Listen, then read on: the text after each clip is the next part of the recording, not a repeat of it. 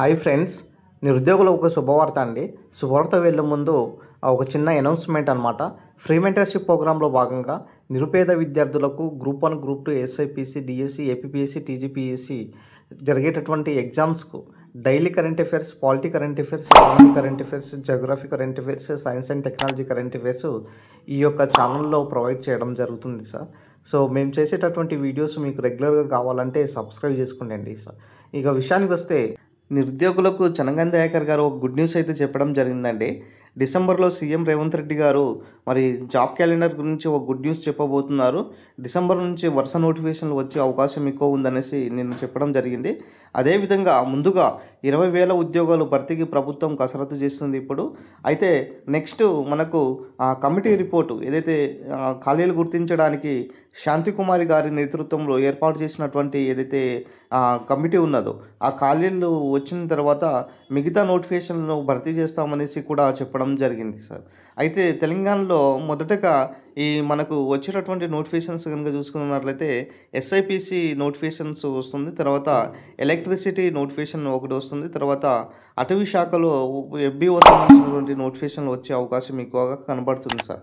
మిగతా సంబంధించినటువంటి ఏదైతే ఖాళీలు గుర్తించిన తర్వాత మరి గ్రూప్స్ సంబంధించినటువంటి especially group 1, group 2 and group 3, తర్వాత గ్రూప్ 4, తర్వాత మిగతా డిఎస్సి సంబంధించినటువంటి ఉద్యోగాలు మనకు మార్చ్ ఆర్ ఏప్రిల్లో ఉండే అవకాశం ఎక్కువగా కనబడుతుంది. సో ఏదైనా సరే తెలంగాణలో డిసెంబర్ నుంచి మరి గుడ్ న్యూస్ అంటే మరి ఓయూ ప్రాంగణంలో మనకు ఒక భారీ బహిరంగ సభను ఏర్పాటు చేసి జాబ్ క్యాలెండర్ను అనౌన్స్ చేయబోతున్నారు అనేది తెలియడం జరుగుతుందండి. ఎందుకంటే గతంలోనే సీఎం రేవంత్ రెడ్డి గారే చెప్పడం జరిగింది, మళ్ళీ డిసెంబర్లోనే వచ్చి మరి ఓయూ వేదికగా కలుస్తాను అనేసి.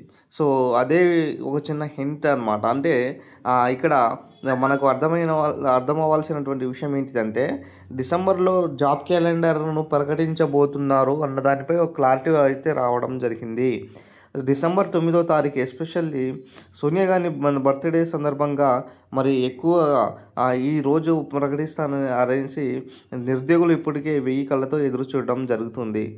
ఏదైనా సరే డిసెంబర్ నుంచి నోటిఫికేషన్స్ వరుసగా వచ్చినట్లయితే నిరుద్యోగులకు ఒక చిన్న ఆనందకరంగా ఉంటుంది. ఎందుకంటే దాదాపుగా 2.5 years పాలన అయిపోయిందండి కాంగ్రెస్ ప్రభుత్వం వచ్చి. మరి ఒక నోటిఫికేషన్స్ కూడా లేదు.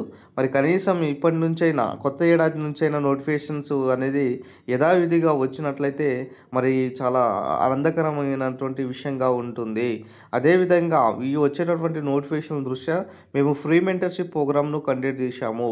ఈ ఫ్రీ మెంటర్షిప్ ప్రోగ్రాంలో మీకు 2 ఛానల్స్ ఉంటాయి. ఒకటి కరెంట్ అప్డేట్స్ 365లో పాలిటీ కరెంట్ అఫైర్స్, హిస్టరీ, మనకు polity current affairs, geography current affairs, economics current affairs, తర్వాత science and technology current affairs ఉంటుంది. మై హబ్ ఛానల్లో వచ్చేసరికి మీకు పాలిటీ అండ్ క్లాసెస్ ఉంటాయి. పాలిటీ, హిస్టరీ, జాగ్రఫీ, ఎకానమీ ఇవన్నీ కూడా క్లాసెస్ ఉంటాయి. ఇంట్రెస్టెడ్ క్యాండిడేట్స్ ఉంటే దాంట్లో జాయిన్ అవ్వండి. సో మొత్తానికైతే ఎస్ఐపిసి అభ్యర్థులకు ఒక గుడ్ న్యూస్ అనేది చెప్పుకోవాలి. కానీ ఈసారి మాత్రము ఎస్ఐపిసి నోటిఫికేషన్లో ఏజ్ రిలాక్సేషన్ పెంచాలనేసి ప్రధానమైనటువంటి డిమాండ్ అయితే కనిపిస్తుంది.